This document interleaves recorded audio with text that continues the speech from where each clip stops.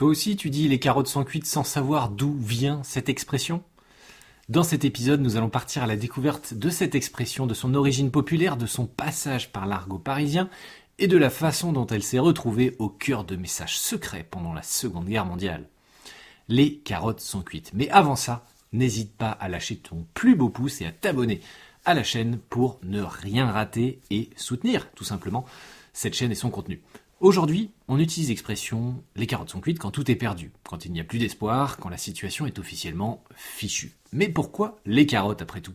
Pourquoi pas les brocolis sont foutus ou les navets sont condamnés? Franchement, qu'est-ce que les carottes ont fait pour obtenir ce statut incroyable?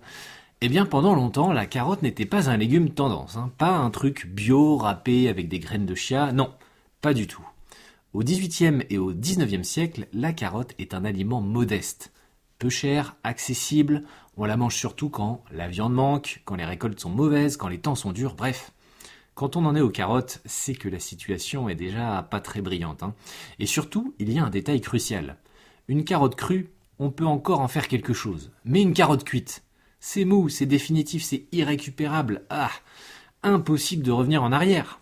Dans l'argot populaire parisien du XIXe siècle, l'image s'impose progressivement. Quand c'est foutu, les carottes sont cuites. L'expression est attestée dans les dictionnaires d'argot à la fin des années 1800. Elle signifie clairement « c'est terminé, on ne peut plus rien changer ». Mais l'histoire ne s'arrête pas là.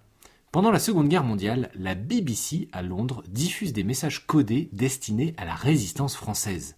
Des phrases étranges, poétiques, apparemment absurdes, et parmi elles, une sort du lot. Les carottes sont cuites. Et ce n'est pas une blague, c'est vraiment un signal, et dans certains cas, cela indiquait qu'une opération devait être suspendue ou qu'une situation était compromise.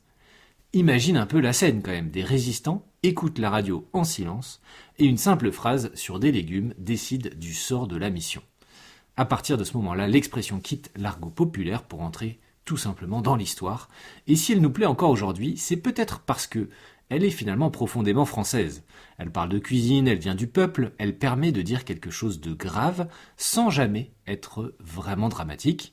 Un Français ne dit pas « tout est perdu », il soupire, il hausse les épaules et il dit « bon, les carottes sont cuites ». Derrière ce légume orange se cache la pauvreté du XIXe siècle, l'argot parisien et les messages secrets de la résistance, pas mal pour une simple petite carotte.